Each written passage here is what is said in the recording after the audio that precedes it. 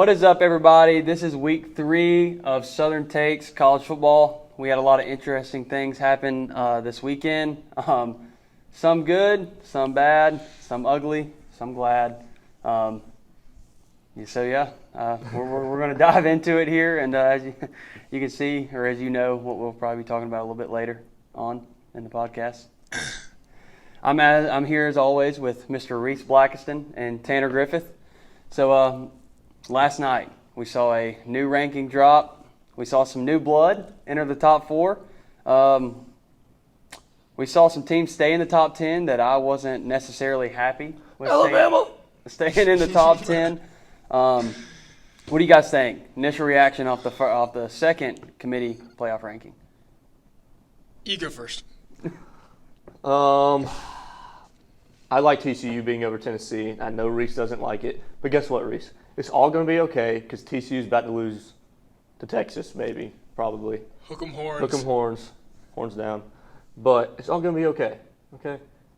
And Michigan should be over Ohio State at number 2, but that spot really doesn't matter because that's going to get figured out in 3-4 weeks anyway. So, Yeah, I agree. Yeah, top 10. I knew when it came out that it was going to be either TCU or Tennessee at number 4. It was just where are they going to put those two? Tennessee going to be in front or is TCU going to be in front? I wasn't expecting Tennessee to be in front. So I'm thinking about last week's rankings. You have Alabama, who had one loss to Tennessee, in front of TCU. TCU was undefeated at the time, as they are now. I don't see why you would put TCU in front of Tennessee now, but why you wouldn't put them in front of Alabama before. I don't have a problem with them necessarily being in front of Tennessee right now. I don't like it because they don't have a very weak strength of schedule.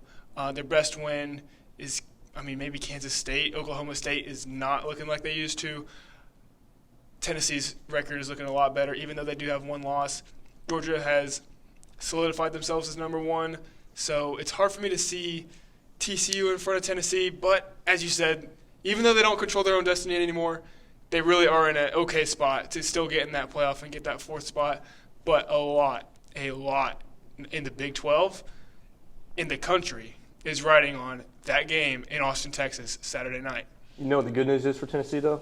Is the fact that they put them ahead of Oregon. They kept them ahead of Oregon. That's true. So that tells me right now that if, let's just say, TCU loses and Michigan or Ohio State's going to lose, okay? So you have the top 2 teams in Georgia and Ohio State / Michigan, whatever. Mm-hmm. That tells me right there that if it comes down to it, Tennessee is going to stay above Oregon, which I think Oregon would then bump to 4 and Michigan or Ohio State would be out. Yeah, it'd be interesting, and we'll see USC may give them a run in the Pac-12. We'll see what happens with USC and Caleb Williams. They've kind of fallen off a little bit, but a win against Oregon would put them back on the map for sure. Yeah. I don't know how I feel about that. I've been talking to a lot of people about that. I definitely think that Tennessee is the better football team. Yeah, I think if we're going off of like things that just the committee said, I don't really understand why Oregon is behind Tennessee, if I'm being honest, because the one-loss conference champ, because right now it doesn't look like anybody can stop Oregon. Let's just be honest. I haven't seen anybody in the Pac-12 that I think can stop them. I said, it's the Pac-12. Oh yeah. I don't know. It's one of those things where the committee has put so much emphasis on conference champions and all these different things that it's hard to even see them as putting Tennessee. Because let's be honest, if Georgia and Tennessee both went out, Tennessee's not going. To the SEC championship. But let's be honest here for a second. The college football playoff should be renamed the ESPN and SEC Invitational. It is an invitational until they have automatic, definite reasons for why. They change it every year. Every single year they change it, depending on who they want to get in. Mm-hmm. And I think that's going to be just a testament to what we talked about last week, just a 12-team playoff. That's just going to be – if we're looking at just off this ranking right here, basically this entire thing is made up of Pac-12 and SEC. There's one ACC and 2 Big Ten. I know I talked about last week how I'm not the biggest fan of the 12-team playoff. But right now. And that's when Tennessee was undefeated and number 1, so Now I'm kind of liking the idea. I would really like to have that this year, so I'm not like on the edge of my seat the rest of these 3 regular season games. We really need some style points. We'll get to that later. We need some style points. Yes, I would agree. One of the things I want to talk about, I know we kind of just hinted on it, but I mean, what does Oregon, or what has to happen for Oregon to get in? Because I think we're looking at something here that, you know, there's always been drama every year that we've had the college football playoff. There's, you know, all these people want new blood. All these people, you know, all these different people want to see different things. You know, I mean, it has gotten one of those things where you're seeing the same teams in it every year. But, like, what does Oregon have to do to get in? It's not what Oregon – well, Oregon has to win out from here, Yeah. okay? And they don't even have to do it convincingly every game. They just need to win every game. They need TCU to lose, which is most likely going to happen. And then Ohio State or Michigan has to lose. So, there it is. They need some help. I mean, obviously from the outside looking in. I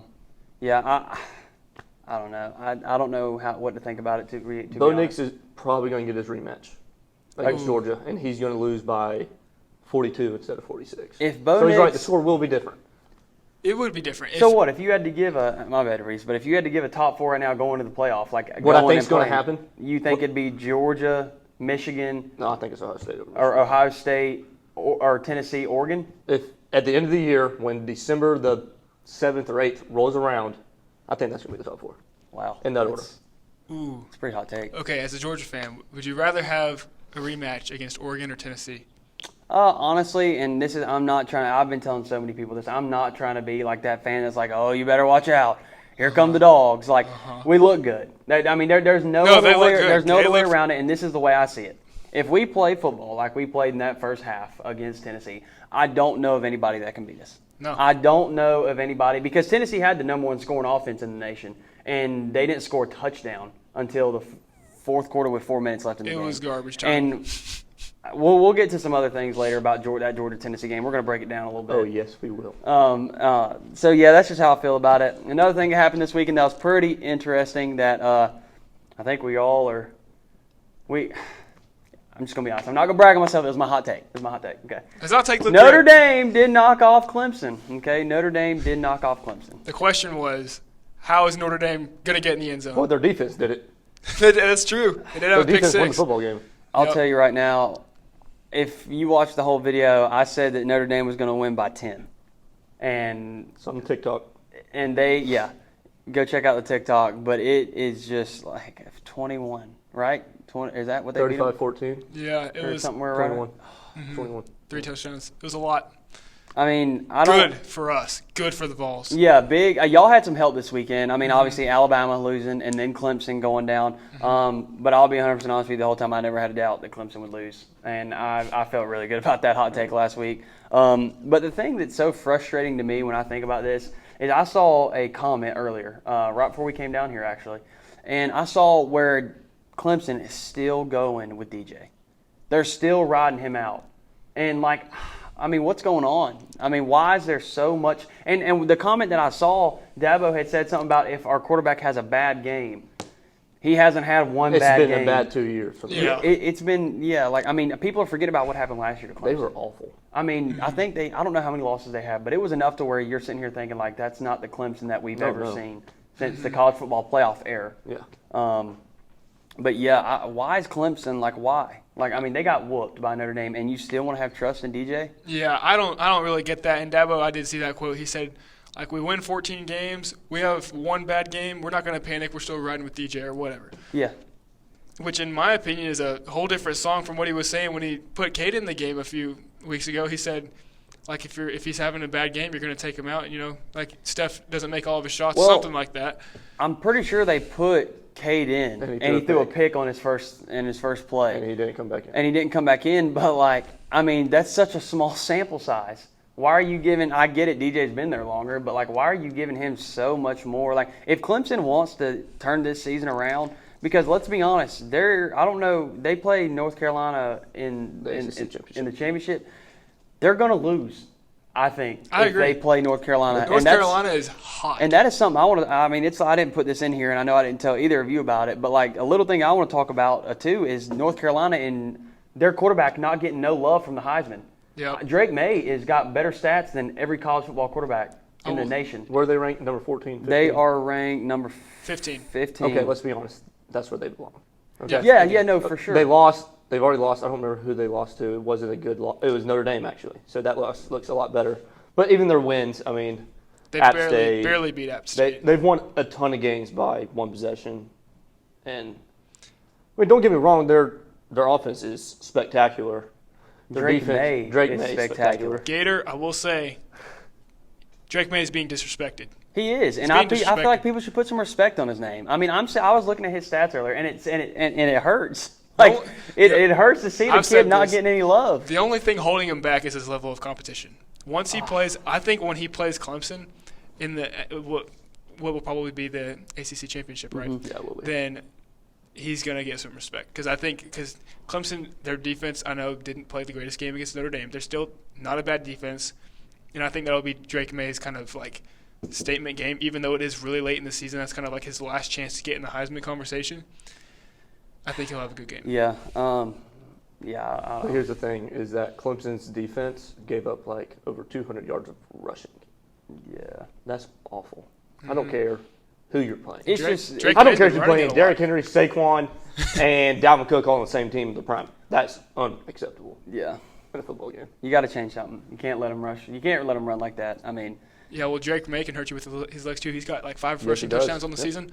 So he's not one-dimensional. No, he's not. He's a very good quarterback, and that's just my little thing. All I wanted to say about that. I feel like he needs some respect. Yeah, for sure. Yeah, and I guess to end that little segment there about Clemson, I think for Clemson to get on the right foot, there needs to be some serious talk in that quarterback room and that conversation with some coaches and be like, look, like you want to get this program turned back around to where we should be. well, I don't think DJ has done anything since high school to prove himself worthy of being the starter at Clemson. He had one good game when Trevor Lawrence got COVID. Yep. That's the only time he's played halfway worth of crap. Yeah.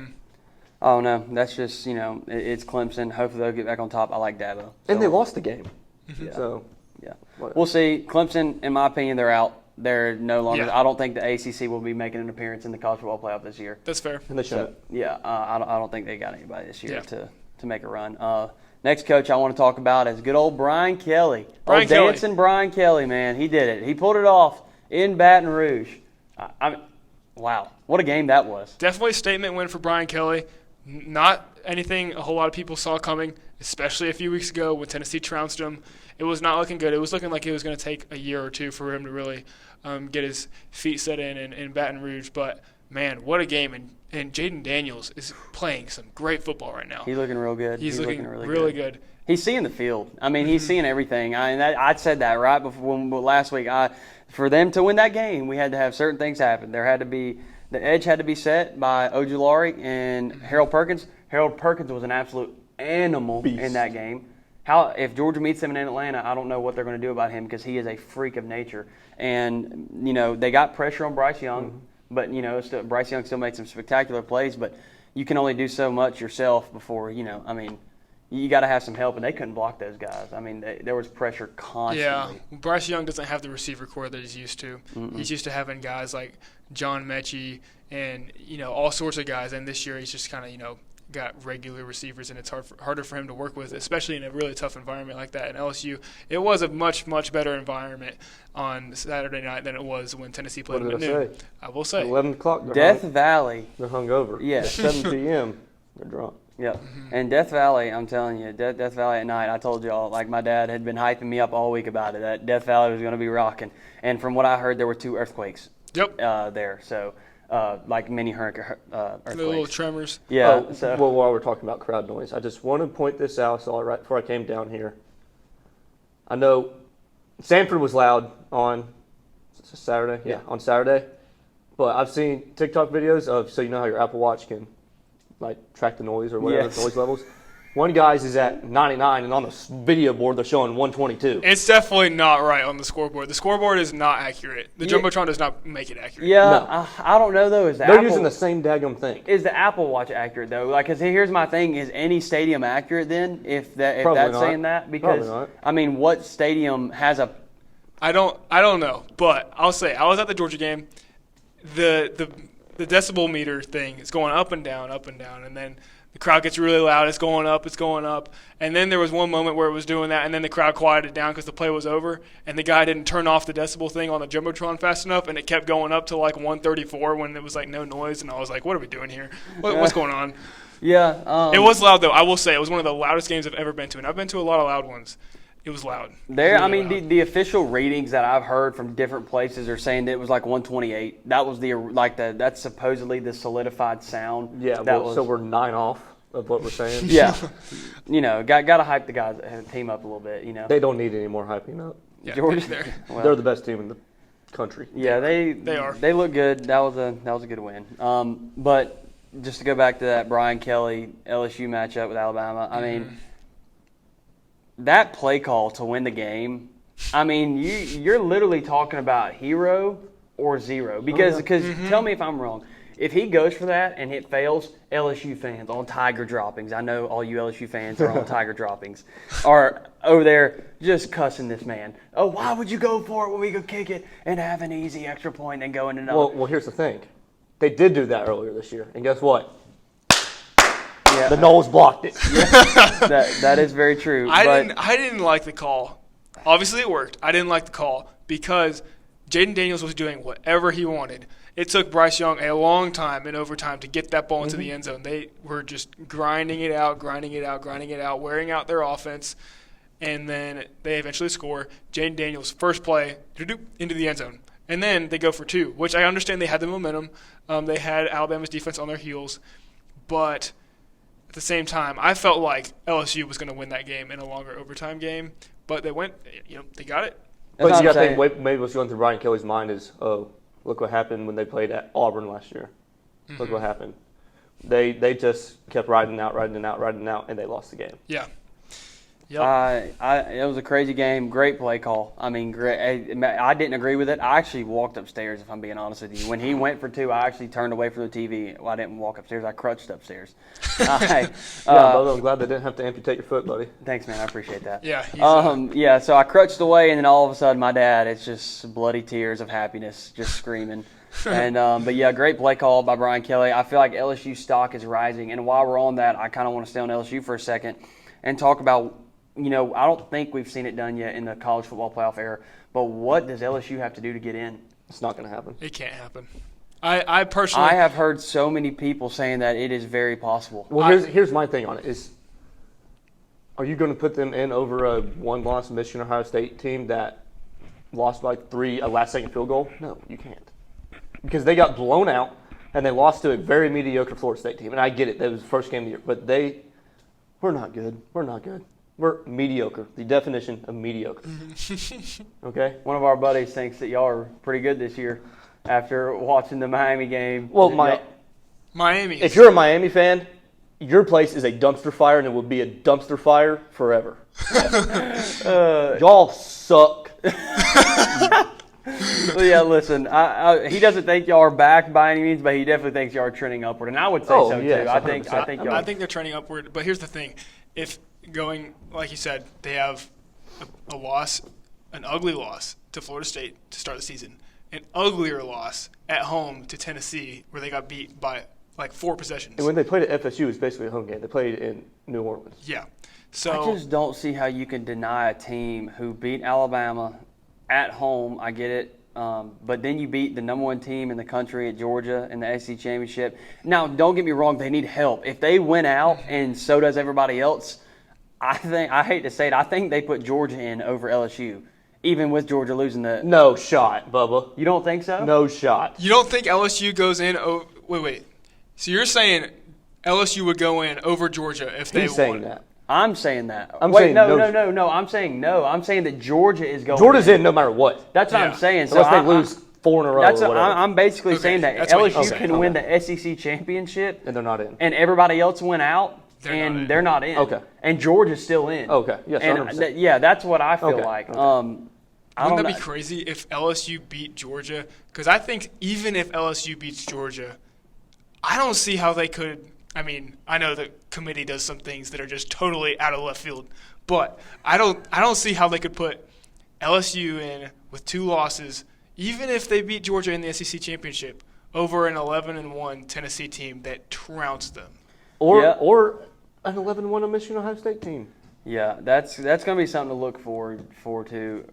Yeah, to but that's watch. so unlikely. Yeah, We'll cross that bridge when we it get is there. unlikely. I mean, Yeah, for we LSU to talked about get that in, later. Tennessee would have to lose. They would have to lose again. I mean, if we're being honest, Tennessee would have to lose again. TCU would have to lose, and TCU would probably have to lose twice.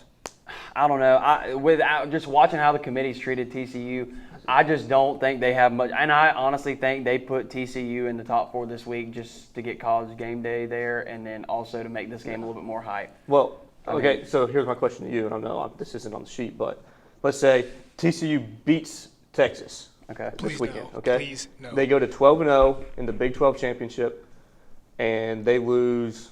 They probably play Texas again, and they lose by 3. Yeah. What do you do? What do you do? At that point, I feel like you'd have to put TCU in. Yeah. I mean, I'd have to agree because I mean That's the everybody question. knows that to win a college football game, it's hard. Any college football game, I don't care where you play, it's hard. To win against the same team twice. Not even the same calendar year. It's Yeah. the same month season. almost. Yeah, seriously. So I mean, that's just triply as hard. I mean, so I don't know. We'll see how the committee looks at that. I mean, that's why we're sitting right here and they're sitting where they're sitting. I mean, Yeah, because they have a lot of money. We're broke. yeah. All right, go. Yeah. Hey, not for long with this show is gonna bring us some big Let's hope bucks so. soon What's enough. Next. Next thing we want to talk about here is Alabama, and I don't necessarily believe this. It's just something that I've kind of been seeing. Lane Kiffin just made a comment on this today. Do we think the Alabama dynasty is heading down? Yes. He said that today before they play him. Well, no. He didn't say that. He actually said that basically people doubt Nick Saban, and then he comes out of nowhere and shows them and wins another national championship. Oh. He's on Nick Saban's side that the dynasty is not over, but a lot of people are saying that it's over. It's over. I don't think the dynasty is over until people don't storm the field when they beat Alabama. That's what I think. Yeah. And I saw that on Twitter. I can't take credit for it, but I wholeheartedly agree with it. I think Nick Saban's still the best coach in America. Kirby Smart's getting up there. He's really good. Wait, time out. I'm sorry. But, so, you just said you don't think the dynasty's over until they stop storming the field against Alabama? Yeah. Okay. Do you think Clemson's dynasty is over, or would you have called it a dynasty at first? Yeah, I would A have short one. A very short dynasty, but yes. Yeah, I would have called it a dynasty. Yeah. Okay. Everybody still storms the field against them when they beat them. Did Notre Dame storm the field? Yeah, and I hate to say this, but I'm going to make another point here. Kansas kind of stormed the field against Oklahoma State. Kansas stinks. They have nothing to do Kansas there. is garbage It's at football. Kansas. They threw guys. Look, threw everybody. the goalpost in the Look, lake. everybody knows this. It was like a green little puddle. Everybody knows this. My girlfriend's from Kansas, and she has friends that go to KU, and I saw videos of them throwing it on they call it a lake, supposedly. It's a pond. It's a very... They just want to be as cool as the Vols. And, there were people jumping in it and putting it in the little lake there. But They just want to be as cool as You the can get back Vols. to whatever you're saying now. just to the dynasty thing about Alabama. Yeah, I think he's going to do what he does. I mean, they're going to have a setback year where they go 10-2 and win the Sugar Bowl or something like that, and then he's just going to reel in a bunch more 5 stars, and they're going to be right back here next year. So I don't think the dynasty is over. I think it's definitely a big overreaction. And we had the same conversation when Clemson blew them out in the national championship a few years ago. Remember that when Trevor Lawrence went off? Yeah, but something that I'm seeing here where I think another thing, like if we're looking at the actual stats of it and like what is grabbing people's attention, if you look at the Nick Saban era since like the college football playoff, it's either been in the national championship or win the national championship. Every other year there's been something where he's been like, no, it's not an if because there's no way They're not getting in. They're not No, getting they're in. done. That means this year I think it would be like 4 or 5 years in a row. Or I mean, no, when did they win it last?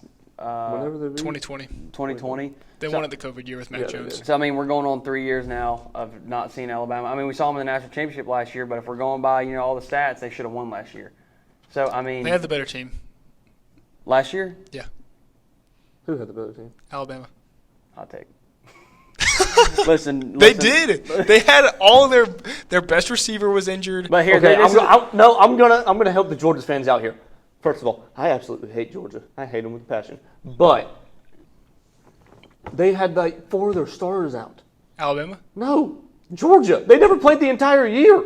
for the Natty. Yes. And this is my point to that, too. And this is where I feel like a lot of people, and this is what I talked to you about last week when you got all nervous about when we were doing the whole Jalen Hyatt thing and when he went down against Kentucky and how you felt your heart drop to your toes. Yeah. Basically, don't get me wrong, it does stink that they had two dynamic guys. So you're like, two. So both of their guys went down, and you're like, man. But you can't ride or die on guys. You just can't. I mean, if you're wanting to play, it's next man up mentality, I feel like. I mean, look at Georgia. Look at Nolan Smith. I mean, we just lost Nolan Smith, and he was one of our key points we talked about last week, and I couldn't even tell he wasn't on the field. I think we got every key point wrong in that game, I feel like. I don't think so. I feel like Brock Bowers did not go crazy. But you want to know why? It's because everybody was so focused on him, and I told everybody that we had people on Brock Bowers. I told people that we had. Then we got 5'8" Ladd McConkey streaking down the sideline. That we have more guys. Yeah, Stetson Bennett doing this. We don't just have two guys that you can throw to. That's Georgia's, or that's other teams' kryptonite. Is you can put three on Brock Bowers, and then guess what? You're going to slip up Darnell Washington, or guess what? Little Ladd McConkey's going to slide out, or guess who else? Dylan Bell's going to run down the field. There's so many different people. I mean, but I'm going to quit going on a rant about Georgia. It was a good weekend. It was a terrible weekend. I want to talk about a couple teams, or this is kind of just where we're all going to talk about what teams we feel like has trended upward since the beginning. We saw a lot of teams in the beginning go down, and now we're seeing some teams necessarily go up. Oh, it's LSU. LSU's one of them. Oregon is another big one. I feel like those two teams are probably the most that we've seen, I would say. Are you saying just since the beginning of the season? Well, just since the beginning of the season. Who's people that have struggled, and then right now, and this like coming into this week, going into week 11, I believe, and their stock is just doing this. It's just continuing to trend upward. Is there anybody else that you can think of that we've seen? I mean, Tennessee has come from the lowest. They were unranked to start the season, but they're not playing they're not coming off of their best football. I will say that, but y'all played amazing since the beginning of the year. Sure. So I mean, y'all had y'all's worst football game on Saturday, and I hate to say it, but right now, like LSU and then the Oregons, like you want to be doing what they're doing right now. You want to, especially towards the end right here where everything's everything's happening. And November is going to be regardless of what teams did at the beginning of the season, like Oregon, for instance. Obviously, they looked awful in their first game in Atlanta against Georgia. They got beat by 46 points. Everybody knows that by now. If they continue to trounce everyone that they play, if they win the Pac-12, that November momentum, I think, as we've said, it's gonna push them in. Even if they don't play that well, like you said, they don't have to win convincingly in every game. They're going to have a lot of momentum in November and then December in the championship that I think would push them across that finish line into the top four. And then I would love to see a rematch, Georgia and Oregon. That'd be hate to see it. What? I think Georgia would beat the dog crap out of them again. Not like they did the first time. Oh, yeah, but it would still be, I think it would be a 24-point game. So they cut in half. Congratulations. You still lost by 24 points. Yeah. In Atlanta. Again. Yeah. I don't know. We'll see what happens. Those are two teams that I guess that those are the two highest stocks that we've seen that are coming out of nowhere that are just playing well right now. And I think both of them have made even if it's a little tiny path, there is a tiny opening for both of those teams to make it into the playoff. I mean, even though with LSU, even though we don't want to believe it, there is the smallest window that they could creep in if all chaos breaks loose. Yeah, Ohio State beats Michigan, so Michigan's done. Then Ohio State loses to whoever the Big Ten championship, I guess. Tennessee loses to Vandy. No, man, that's not realistic. I'm sorry, but that's not realistic. What is realistic is this weekend and next weekend, because or the weekend after that against South Carolina. I think y'all are sleeping on Missouri's defense a little bit. We felt the full force of that. Now, don't get me wrong. Y'all could go out there and hang 40 on them and be like, "Wow, that 60. Georgia game was kind of bad." Tennessee will put 60 on them. That's my hot take. Hot take for the week. Tennessee's going to put 60 on Missouri. A 60 burger. Okay. Coming in hot. I hope that hurts. All right. We're going to take out everything that we couldn't do this last weekend against Missouri. And I'm sorry, Missouri fans, for those of y'all that exist, it's going to hurt. We're going to make it hurt. And I hope Josh Heupel does not pull Hendon Hooker out in the fourth quarter when we're winning by 45. Oh, brother, this one's going to hurt so bad now that you're talking about Tennessee. I want to talk about Hendon Hooker, man, and just talk about that performance. I'll save mine for my segment. That performance that we had. And so this will be just me and you here. We'll talk about this. I'm ready to go. Georgia, Hendon Hooker did not. Well, Georgia held Hendon Hooker to a throwing touchdown. No, he didn't. Until he didn't throw for a touchdown. He didn't? No, it was a rushing touchdown. He did throw an interception, though. In the end zone. Yep. Khalil Ringo is him. It was a bad decision to throw the ball. It was an ran the okay route. play. We threw it right to him. This is where I'm going with this. I'm not trying to hate on Hendon Hooker. I still like Hendon Hooker. I think he's a good quarterback. But this is my question, and you can answer this a little bit. You don't have to chime in because I know you have your own little segment that you're going to go into. But is the Hendon Hooker we saw this weekend, is that the true Hendon Hooker? No. You don't think so? Yes No. and no. No. I think we saw a more realistic version of Hendon Hooker this weekend. I don't think he's normally a Heisman candidate by no means. Yeah, you're saying he's not? No, he's not. Yeah, and I agree with that. I don't think Hendon Hooker is, and I mean, I'm sorry, Reese, but like to be the Heisman champion, in every year you've seen it, you've had to win the big game, and you beat Alabama. Whoop-de-doo. We're seeing right now that Alabama is not the Alabama of past. So, I mean, and I just don't think Hendon Hooker. I think it was way too unrealistic for Tennessee fans to put the amount of pressure they had on Hendon Hooker for this season, thinking that he was going to be able to throw for 3,500 plus, all this, never throw an interception in a big game. Like I felt like that was too much on the guy, and I think the pressure got to him. 6 sacks, I mean, literally the pressure, and I think the pressure of the game I think it was more than that. got to him. And yeah, I just. He was riding high for a long time, and he got taken off his horse. And I hope that we see a bounce back. I hope that we see the Hendon Hooker of past. I don't. But I don't know. I don't know if we will. All right. Are you done? Hendon Hooker was due a bad game. He had been playing perfect football. He missed just a couple throws through the first 8 games of the season. He was hitting every deep ball. He was due a bad game. He could not play perfect forever. It was something around 130 decibels. It was raining for the second half of the game. He missed maybe 4 overthrows. He had a lot of bad reads, and he knows that. He had a bad game. He missed throws. That's going to happen. I'm not saying listen, his Heisman stock is significantly lower. I understand that. But It's not just lower, Reese. It's done.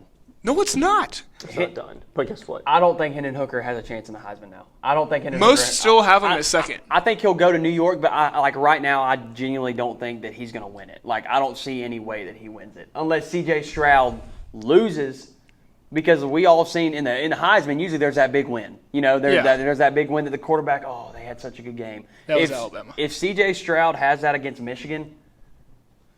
Yeah, if CJ Stroud plays well against Michigan, then I think he will be submitted for the Heisman Trophy. But Hendon Hooker is not off the board. It's still, most people have the top 3 still as Stroud, Corum, and Hooker in some order. Most Stroud first.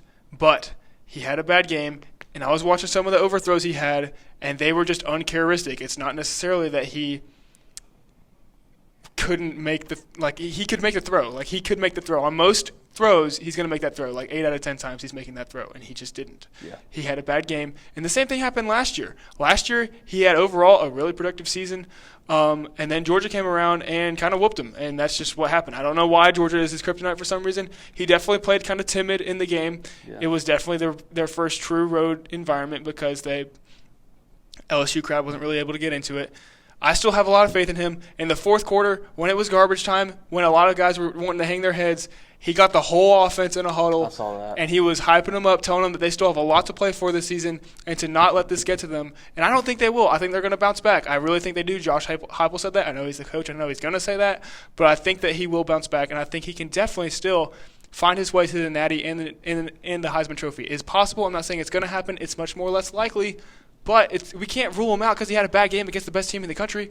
Yeah, I'm not ruling him out. It's just, I don't know. I see a game like that where, don't get me wrong, a Heisman winner is allowed to have a bad game. You don't have to be perfect. But it's just like I told you this in the Kentucky game when we were watching it, and I think he made one bad throw, and I was like, well, that's a good sign for Georgia. He didn't have that much pressure, and he just threw it bad.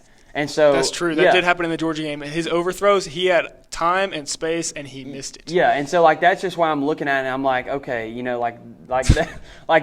were there. I think I do like Hendon Hooker. Yes, am I probably overstepping by saying he doesn't have a chance? Yes, probably. He still has a realistic shot because I think there's a realistic shot that Michigan beats Ohio State. And C.J. Stroud did not look that good against Northwestern. I know they had wind. I know they had whatever. That's coming up. Yeah, he did not look good. So I mean. We'll see what he does. Yeah. But I am fully confident he's going to bounce back and put 300 yards on every defense he plays the next 3 weeks. Okay. Well, to build on that, we'll go into the Ohio State game. Bad weather, high winds. How do we feel about Ohio State staying above Michigan? Because Michigan did play a game against Rutgers, I believe. For the first half. For the first half they played, but then they ended up blowing them out of the water. But, I mean, do you think that Michigan should still be below them? Or here's the thing: sometimes you have bad games. Okay, you have bad games, but guess what? The really, really, really good teams that have a really, really, really bad game, they figure out a way to win. Yeah. And Ohio State figured out a way to win, and crappy weather and a road game against a pathetic football team like Miami. One win football team. I still think Ohio State is better than Michigan, but do they deserve to be number 2 right now? No. They deserve to be number 3. Mm-hmm. That's a good take. I like Michigan, and it's hard to tell looking at both their schedules. Really, the litmus test, in my opinion, is the Penn State game. Michigan ran Penn State out of the big house. At home, though. Yeah, it was at home. Yeah. I understand, and Penn State did their whiteout or whatever. But Ohio State was on the ropes until like the fourth quarter. So I genuinely thought Ohio State was going to lose that game. I did too. I think they were losing going to the fourth quarter. Yeah, they were. Yeah, you're blowing up my phone.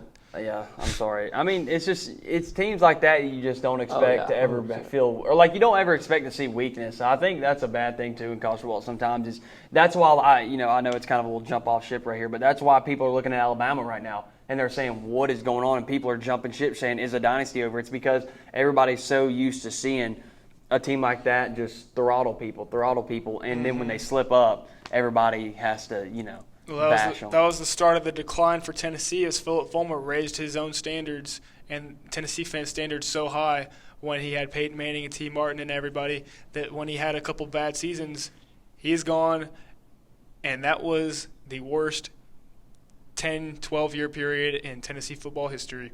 But guess what? Fans still thought they were going to be really good every year.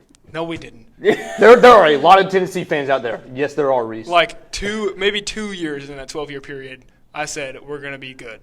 Like 15 and 16. 16, I said we could win the Natty. But it looked like it. We had Josh Dobbs, Derek Barnett, Alvin Kamara, Cam Sutton. Shout out to you for getting on Josh Dobbs. Yes, I TikTok. did. I did get on Josh Dobbs' TikTok. That was pretty sick. So quick story. So I'm in like the third row of College Game Day, and he just did a segment on College Game Day where he's talking about the game, about Tennessee's offense, whatnot. And, of course, Georgia fans are booing him the whole time because they remember the 2016 Hail Mary. That's right, they do. And so I'm in, like, the third row, and I see them, and I see after the segment, guys are, like little faculty people are trying to help him get his microphones off and stuff. And I, like, shoulder my way to the front row. And I'm like, Dobbs, can I get a picture with you? And he turns around, and he sees me in my overalls and everything, and he's like, yeah, man, let's get a picture. I was like, oh, I got to get my phone because I literally did not think he was going to say yeah. So then I ended up on his TikTok, so that's pretty cool. That's awesome. Glad definitely the only dub I took that day. Yeah. So. Yep. It'll be okay. Talk about SEC. We're going to talk about the SEC a little bit, and we're going to talk about the coach's spot that's still open. But specifically, we're going to talk about someone for that coach's spot. Hugh Freeze has a pretty good win in Arkansas. They look good. And, where is Auburn right now? Why isn't Auburn kicking down his door? Hasn't even called the man. I mean, kicking down his door. I mean, the guy has found a way to win anywhere he's been. Yeah. And don't get me wrong. I've said this before. Do it, but he wins. I don't agree that I don't like him as a person, like at all. But as a college football coach, the guy knows how to win. He does. And Auburn should be knocking down his door right now to be trying to get him in Auburn. They should probably kidnap him. I mean, something, because Hugh Freeze is a good coach. He is, and I think he likes it where he's at. I think he would like to get back in the SEC and get back to doing what he was doing at Ole Miss, maybe legally this time at Auburn. But it'll be really interesting to see And we talked about this on our first episode, the best candidates for that job. Hugh Freeze has really emerged. First, we were talking about Dion. Lane Kiffin. Lane Kiffin Lane Kiffin really sounds like down he's not quick. leaving. Dion, we'll still see with that. There's other openings like Nebraska and Georgia Tech. But Hugh Freeze is a good name for Auburn fans to look for. Yeah, that's just kind of something I wanted to slightly talk about just because, I mean, he beat Arkansas. He beat SEC with nowhere near the talent, if we're being honest. I mean, so there's no telling what he can do at a place where he can recruit better. He has better facilities, and he can get better guys.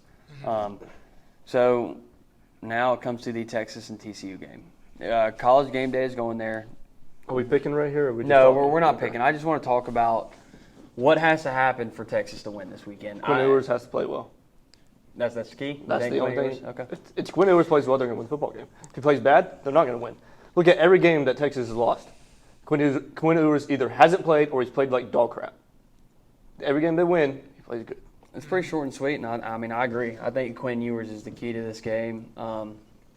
I just don't think you can let TCU get momentum early, because if they get momentum early, Duggan is going to keep going, and he's not going to stop, I don't think. Here's the thing with TCU.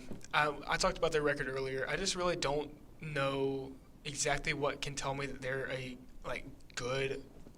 good football team, Yeah. top four football team. Their best win is Kansas State. Yeah. And I know Kansas State whooped Oklahoma State. Was that the 48-0 game? Yeah. Yeah. So And then next weekend lose to Kansas. yeah. So I mean, we'll see. I really want Texas to pull this out. Obviously for the Vols, Texas can be the real UT this week for all I care. I need them to win this game. So we'll see. I think Texas will get it done though. They're favored by 7, I believe. It's a night game at their stadium, so we'll see. But I think it's going to be a great environment. it'll be a great. And I think it's going to be a great thing for the committee to see. I mean, you got a super tough test in Texas. I mean, college game day is going to be there. All the hype's going to be there. I mean, if you can win this game, then, I mean, that just solidifies you even more. Mm-hmm. And I've said this, I mean, to go along with what you said about meeting Texas and TCU back in the Big 12 championship, because I have a feeling that's probably what's going to happen. Most likely. But I think if TCU wins this game, and obviously if they win out, but if TCU wins this game, they're in, even if they lose in the Big 12 championship. Ooh. Because I don't know. because then you're going on the road. I mean, that's what I'm saying though. Like, you're going on the road against a good Texas team. I feel like not a bad Texas team by any means, and in a tough environment. I mean, it's whatever the committee wants. Whatever's going to make more money. yeah, that's true. Who's going to make more money, TCU or Tennessee? Tennessee. That's true. Definitely Tennessee. Yeah. Yeah, because I mean, obviously Tennessee fans right now are pretty down in the dump. So anytime that they have a chance to get right back in it, they're gonna spend every dime they can. Oh yeah. If they have any left from spending it on the Georgia game. Tennessee Yeah, well, tickets. Because those guess tickets. what? No, I'm going to say it. All right. It's about time to get this. We're done with the TCU Texas. We'll come back to that when we make our picks. But it is something. We're doing something a little new today. We have someone who would like to say something, or a lot of things. And we're going to call this Tanner time, okay? He may get a little heated, so stay with us. And we're going to see what he's got to say. You have 4 minutes. I apologize for whatever comes out of my mouth. Stay calm, cool, I'm going to look collected. at Reese right now. Okay. Reese, I love you. That's all I want to say. I do love you. I love you too, man. Go Knowles. It's not personal. GBO. I'm not rooting for the Vols ever again. Okay? When did you ever root for the Vols? You know what? I was going to root for them against Georgia until they're... We'll get to it. Let's see what you got to say. All right, this is how I'm going to start this, okay? I don't think Tennessee's a bad football team. So do not get me wrong. When later in this talk, when I'm talking crap about Tennessee, I did not say they're a bad football team. I think they're good. Not good, just good. Also, first thing on business, okay? I have said, ask Bubba, for 3 weeks that Hendon Hooker is not that good. He is not that good, and he was going to come back down to earth eventually. And guess what? He came back down to earth 1 week later than I said he would. Against a really good defense. Average defense after that game. That performance, awful. Timeout. Now, does him playing like the way he did have a lot with Georgia's defense and defensive line and everything about that? 100% it does. Okay? You with me? We're still good? Yeah. Okay. And And for you Tennessee fans, Reese Blackiston, you should be ashamed of yourself. Why? For a quarterback that is a first-round quarterback in Will Levis, and he has an awful game with an awful offensive game plan, and he plays like dog crap, to give him absolute crap and not say a single word about Hendon Hooker's performance on Saturday. We didn't throw. No! Because it's pathetic. It was pathetic. He didn't even throw for 200 yards. He didn't even throw for a touchdown. It's awful. Will Levis There's didn't throw for excuse. 100. He threw 3 interceptions. Okay, one of them was tipped, and the other one, the dude got absolutely killed across the middle because he can't hang on to the football. That's ridiculous. Will Levis is Ridiculous. He's Reese. not good. Tennessee fans, you should be ashamed. Will Levis is a bad Ashamed. quarterback. Oh, that's why he's going to be drafted in the top 10. And Hendon Hooker's not even going to make it out of the first round, probably. He should. I don't know why they're giving Will Levis this clout, but continue. Second thing, you should be very happy that it started raining on Saturday. I agree. Because that 5'8", 170-pound quarterback was about to throw for 400 yards against y'all and put up 45 points. I agree. Because y'all looked like dog water. The rain saved your playoff chances because you would have looked like Oregon. I think so. I think he is right. And you got to look at that. As soon as it started raining, what happened? Fumble. Yeah, fumble, and you saw a bunch of this right here, clap and handoff. I mean, that's just true. But here's the good news. You're going to make it in the playoff probably. And guess what? It's going to end up with the same 2 teams in the national championship. Georgia/Ohio State or Michigan, whoever wins at the final week of the year. Okay?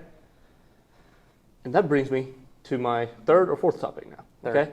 Third. We don't need an expanded playoff. I don't care. I get it. It makes a lot of money. We don't need it. It helps teams like Florida State, sure. And Tennessee, it helps them. Whoop-de-freaking-do. It's the ESPN Invitational, and they're going to get in because of that. Tennessee? Yes. You think they're going to get in? Yes, they're going to get in. I said 95% chance that they get in. You're giving them hope. Oh, 100%. Okay. I'm going to wrap this up now. I think I'm at like 2.5 minutes. So, Take all the time you need, honestly. I mean, last week on this very podcast, you said that Tennessee football was back. Well, I got news for you, buddy. You're not back. You're not. You're not back. You're not back. You're just like 2020 Florida, who is going to have a run and be decently solid, and you're going to go back to the crapshoot that you are. Awful. Stop. I'm not done. Tennessee won't win an SEC East championship, much less an SEC entire championship, for at least 10 years. It's the truth. Y'all are a terrible program. 10 Awful. years? 10 years. We Kirby Smart is your daddy. If it was at Neyland Stadium this game, we probably would have won it this year. I don't know No, about that you one wouldn't either, have. man. You wouldn't have. And that is 100% fact. Can I say something? Yep. I'm not that. Okay, I'm gonna stay right here with you. I'm gonna be real. Okay, the reason why I think we still win that game, I actually was talking to one of my buddies, John, about this earlier.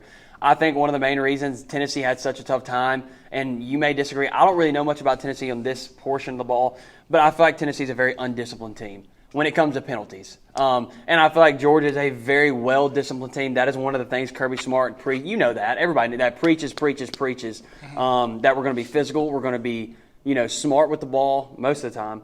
And we're going to be, good with penalties. And coming into the Georgia game, y'all were one of the most penalized teams. Like, y'all had a ton of penalties throughout the year. And so I kind of knew that was coming, that there was going to be penalties. I didn't know there would be as much as there was. There were a lot. Yeah, and that's the reason why I think Georgia would still have the edge, because no matter how loud y'all get, y'all are still the same football team in that stadium.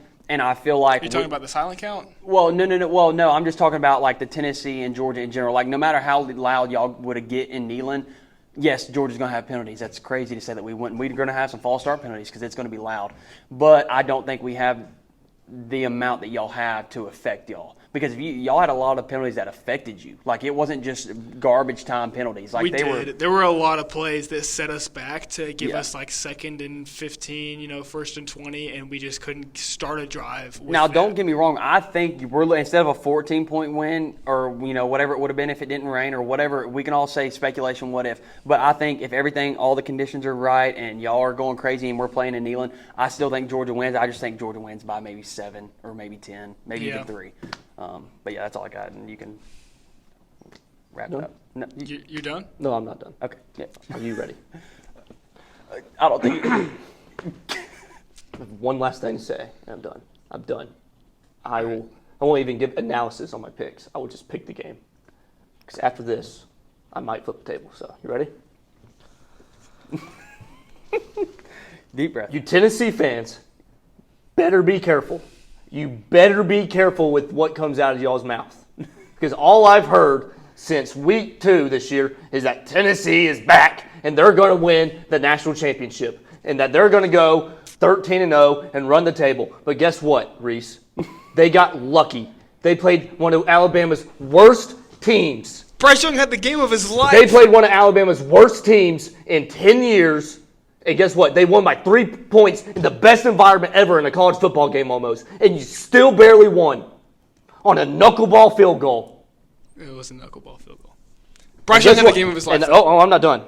You haven't won absolute crap since 1998. And if it wasn't for our quarterback being out, you wouldn't have won then. Well, now I know the root of this rant. It's not the root. 1998 Fiesta Bowl. No, it's not the root. I wasn't even alive. I don't give a rip. Y'all are on pace to be the worst and most annoying fan base in college football. And guess who had it before? This guy and the Georgia Bulldogs. Not every single year, but a good amount of years, every single flipping year, Georgia would be like, oh, this is our year. We're going to win the Natty. And they go freaking 8-4, 9-3, or 7-5. And guess what Tennessee has done for every year except this year? The exact same thing. They better hope and pray that they get in the playoff and do something because they are done after this year. They're done. They're not good. It's his second year. They're a dumpster fire. I will say this. It's one of those things where you look at, and you're wondering, like, what, and I know everybody's got high hopes on the new guy coming in, but, like, how can you put that much pressure on a new guy and he hasn't even thrown or had a snap yet in college, Like, I was talking about this with another person. 5 stars aren't, like, just because they're 5 stars doesn't mean they're going to perform. Arch Manning ain't that good. I'll say it right now with this Texas flag right here. He ain't that good. He's not going to save Texas. No, and Nico's not going to save y'all. See, and that's my thing. Like, you have that much confidence in him already, and he hasn't even taken a snap. That's the only thing I worry about for y'all. Because then if he doesn't work out, then what? You got Joe Milton, a guy who can sling it. And, I mean, that's about it. Whoop de freaking do. Okay. It's my turn. Okay, all right. It's my turn. Breathe. You want to know why a lot of people call us the most annoying fan base in the world? You want to know why we go crazy when we start off a season 3-0? It's because we've been seeing absolute crap shows for about 15 years. And guess what? All those people that come out after being 3-0 haven't rooted for Tennessee once. It's a bunch of bandwagon fans. That is not true. Bullcrap. There are a lot of bandwagon fans. There are a lot of bandwagon fans. Neyland Stadium has never been that loud until this year. Yes, it has. Nebraska is always a freaking sellout, and they've been dog crap for 10 years. That's because they're fine with being dog crap. Tennessee fans They are fine with being They're dog not going to buy tickets when we're losing to Vanderbilt. We still are getting the 80,000 people, which is about the capacity of y'all stadium when we were losing to Vanderbilt. 88,000, but yeah. But listen. Nice try. Tennessee Actually, Tennessee fans have every right to be obnoxious when we're 8-0. They have zero right to be obnoxious. Yes, Reese. we do. Zero. Yes, we do. Zero. Do you realize how long we've been in the mud? People have walked on us. And they're going to continue doing it after this year. For 10 years, people have walked on us. And they should. And we've been a mockery of college football. 10 years. So when we're back in the conversation, when we're number 1, we're going to let people know. You're not going to be. You're never going to be. I just said it. Do you want to read it again? You will not win an SEC East championship for 10 years. Not even the whole SEC. It's his second year. I don't give a crap about Josh second Heupel. Year. What has Josh Heupel done in his career? Look at this Tennessee team. He took my goodness. He took the Dude, like I said earlier, it took a miracle for you to beat a bad Alabama team. A miracle. Bryce Young had the game of his life. The game of his life? He did. The only game that he could maybe compete with that was the SEC championship. And guess why he had the game of his life? Because Tennessee defense flipping sucks. We're really not that bad. Okay. Your defensive line is not that bad. Everything else sucks. It's atrocious. Listen. And guess what? No, you know what? I'm not done. I said I was going to shut my mouth after, and I'm not going to. I saw your TikTok. I posted your TikTok, actually, about, do you realize Hendon Hooker's a scrambling quarterback? He is a scared little girl on the football field when he plays a real football team and gets pressure in his face. You can't be a scrambling quarterback and get sacked 6 or 7 times. That's awful. Unacceptable. He had guys coming at him from everywhere. Our offensive line collapsed. It can't happen. Get out of the pocket. He had plenty of time on some of those sacks to throw the ball away or get out of the pocket. I don't want to hear it. He's not good. He came back down to earth. I think that's where you got to look at it. Okay, like Jordan Travis sucks, and Jordan Travis is every bit as freaking good. I'm He gonna can hit a wide open guy at least. I'm gonna try to mediate So this can situation. Hooker. I'm gonna try to he? mediate this a little bit. Not that game. Okay, thank you. He had a bad But But he came game. back down to earth. He had a bad game. Because the only time he's ever done it is this year. The previous 18 years he's playing college football, he hasn't done it. So he went to freaking Virginia Tech and freaking awful Tennessee. So that right there is a laugh, but I'm pretty sure there's some tears behind it. Oh, yeah, Okay? there's some tears, man. So Some tears. we're gonna end that, Tanner. I'm glad you feel that way. I think every college football podcast, college football show, college football everybody has to have the Pat McAfee, and that's Tanner for us. And I'm glad you can speak your opinion. Heupel's bringing us back. Heupel is bringing us back. 10 years. That's like me saying that Willie Taggart was going to bring us back. That's after basically Jimbo. saying Georgia's going to win it for the next 10 years because Florida's not going to do They're it. going to win the SEC East probably. Florida? Who? Oh, Georgia. For the next 10 years? Probably. No. Yes, they are. They're about to get 25-star commits in a week because they're all there watching Georgia beat the living dog crap out of Tennessee. Okay, well, boys, I'm glad y'all got to get that out of the way because I know that's been building up since Saturday at about 7 o'clock. So now we're going to talk about the picks of the week, if we can even do that. I don't even know if I we told have. you I'm just going to give you my pick. Okay, we're just going to get it. I'm going to go down the line I want to here. go first every time. You can go first every time. We'll work our way down this way. Starting Except off, the last game. I don't. Except the last game. We won't start there. Okay. We're going to go Florida State and Syracuse. 8 p.m. kickoff. It's at Syracuse. Who you got? Knows by 2 scores. 2 scores. I like Syracuse for a long time, but I don't anymore. So yeah, I'm going Florida State. They've kind of fallen off a little bit. As much as I don't want to, got to go with the Noles. They've looked really solid the last 2 weeks, and I think they're going to keep riding that momentum. Okay. Next game, we're going to go number 19, Kansas State at Baylor. 7 p.m. This is at Baylor. Kansas State. Yeah, I got to go to Kansas State. They did start off really well, and they really need a bounce-back game, and I think they're going to get it at Baylor. I disagree. I'm taking Baylor. I Taking think the Baylor. I Bears. think you're playing at Baylor. Go Bears. I think I like Bear Dave. Nation, that's right. I like Dave Miranda. I really do. Like I think he was a great coach at LSU, and I think he's done some good things at Baylor. I think that's just one to watch out for. Next one is the Group of 5 conference. We got UCF versus Tulane. Tulane is number 17 in the country right now, Is according that to Tulane, right? Huh? Is that Tulane? It is at Tulane. It is, yes. They're the Green At- Wave, correct? Yes. Give me the Green Wave. Okay. Taking the Green Wave. I'm taking the Green Wave as well. I think they're playing well right now. 3:30 kickoff. I think it's ESPN too. Taking the Green Wave and taking a Red Wave. Next game is Alabama at Ole Miss. 3:30 kickoff. Y'all think Alabama can get back on the right side of the win column here? They'll win. It ain't going to be pretty, but they'll win. Go ahead, because I don't know. I want to say they're going to bounce back. I mean, we all want to say that. Like, okay, Alabama looked – I mean, they played a good football game against LSU. LSU just played a better football game. But, I mean, can they bounce back? I'm going to take Alabama. I'm taking Alabama in a close one. I'm going to have to agree with Tanner. I don't think it's going to be pretty, but I think they're going to win. I think by 2 possessions. I think we're going to get back to the Alabama that we're used to seeing. I think they're going to win by 20. Okay. I mean, I wouldn't be surprised. Next game we're talking about is a 12 p.m. kickoff at Tennessee versus Missouri.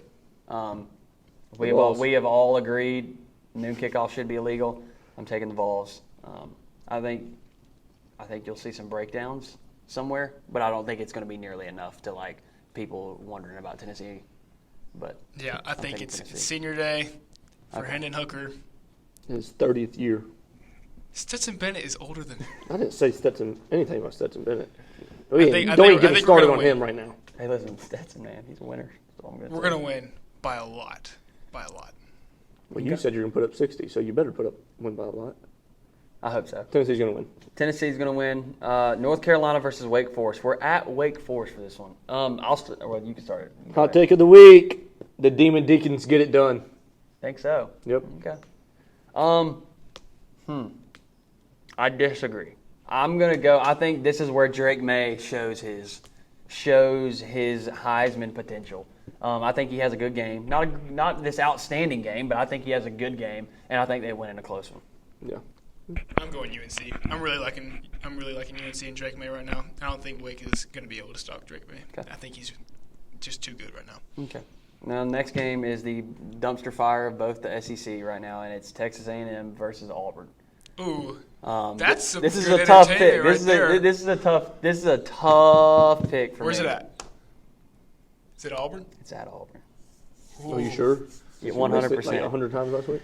That's on me. It's 7:30 kickoff too. It's at night. So Go ahead. I'm gonna go with Auburn. They played. I mean, it wasn't the best game. They just lost an emotional one on the road to Mississippi State. They did look better. They scored some points. So I got to go with Auburn at home. I think they're going to get a good win, and I think Auburn's crowd is going to be good. I think so too.